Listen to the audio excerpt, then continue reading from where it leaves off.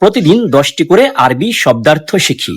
আর আপনি যদি আরব দেশে নতুন হয়ে থাকেন তাহলে আজকের এই ভিডিওটি শুধুমাত্র আপনার জন্য। আজকে শিখব 6ষ্ঠ দিনের শব্দ। তো চলুন শুরু করা যাক। বুকরা মানে আগামীকাল। বুকরা মানে আগামীকাল। বাদ বুকরা মানে আগামী পরশু। বাদ বুকরা মানে আগামী পরশু।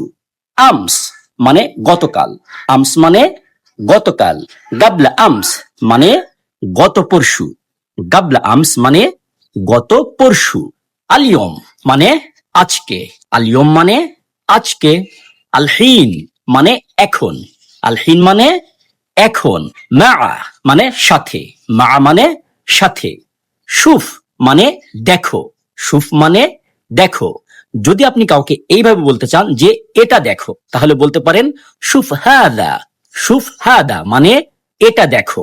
তিরজা মানে দূর হয়ে যাও বা এখান থেকে চলে যাও। তিরজা মানে দূর হয়ে যাও।